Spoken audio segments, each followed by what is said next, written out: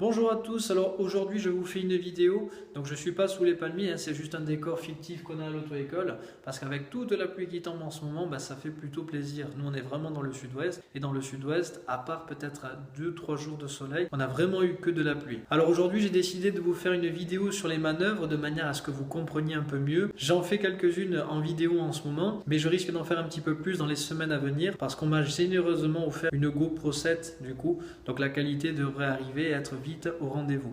Alors pour répondre à la question de Boss de YouTube, c'est lui qui m'a posé cette question que j'ai trouvée hyper intéressante, donc j'ai décidé d'en faire une vidéo et de vous la partager. Pourquoi je ne suis pas prioritaire lorsque je manœuvre? Donc ce qu'il y a, c'est que je vous laisse quelques secondes de réflexion. Est-ce que quelqu'un peut me dire dans les commentaires pourquoi, dès lors que je mets ma marche arrière, je ne suis pas prioritaire, et pourquoi le jour de mon permis on me dit toujours, surtout si quelqu'un arrive, laisse-le passer. Donc je vous laisse réfléchir quelques secondes, parce que finalement je suis sûr que la réponse vous la connaissez quand même. Alors pour vous donner un exemple, mon meilleur ami un jour a fait un demi-tour et au moment où il a braqué à gauche, malheureusement quelqu'un était en train de le dépasser, il l'avait pas vu et il a été 100% fautif. Alors pendant plus de 3 ans, il a payé un sacré malus au niveau de l'assurance. Alors en fait on ne va pas être prioritaire dès qu'on va manœuvrer pour la simple et bonne raison que l'assurance ne vous couvre plus. À partir du moment où je mets ma marche arrière, finalement c'est un peu comme si je conduisais mais sans assurance. C'est-à-dire que n'oubliez pas, vous devez être maître de votre véhicule. Donc par rapport à ça, vous avez 3 cas particuliers. Le premier cas, c'est évidemment si vous vous garez en avant, par exemple j'ai des épis à droite, je ne vais pas m'arrêter pour laisser passer les gens de derrière. Ce qui va se passer, c'est que je vais contrôler mes rétros, mettre le clignotant. Donc je fais attention qu'il n'y ait pas un scooter par exemple qui remonte dans mon rétro, sinon je laisse passer.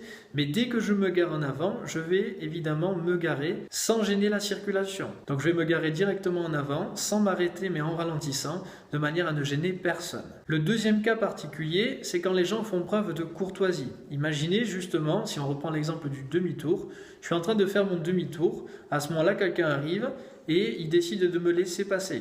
Il me fait par exemple des appels avec ses feux, donc il me fait des appels, ou alors il peut aussi me faire signe de la main, vas-y, continue ta manœuvre. À ce moment-là, qu'est-ce que je fais?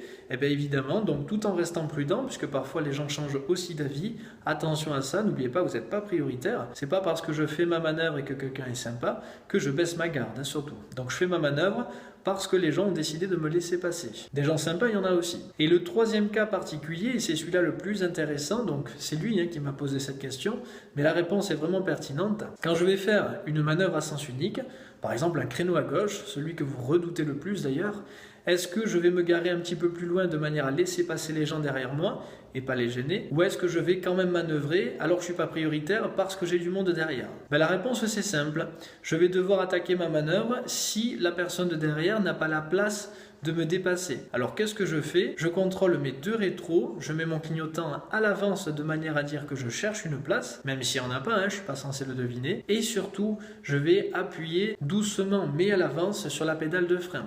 Donc soit je vais appuyer plusieurs fois sur ma pédale de frein de manière à faire des feux stop et attirer l'attention de la personne qui me suit, soit je vais appuyer en étalant ma pédale de frein le plus possible pour que derrière il me laisse l'espace suffisant pour manœuvrer. À ce moment-là, je vais devoir prendre une décision, faire ma manœuvre, mais faire aussi attention puisque je ne suis pas prioritaire. Voilà, j'espère avoir répondu à vos questions et surtout à avoir éclairci cette affaire parce que c'est vrai que nous, en tant que moniteurs, on fait ça tous les jours, donc ça paraît évident, les inspecteurs aussi, mais pour les élèves, un petit peu moins. Donc dites-moi dans les commentaires sur quelle manœuvre vous êtes tombé le jour de l'examen, ça me ferait plaisir de le savoir. Et surtout, est-ce que vous l'avez réussi ou est-ce que vous avez été concerné par ces 3 cas particuliers? Allez, à plus les gens!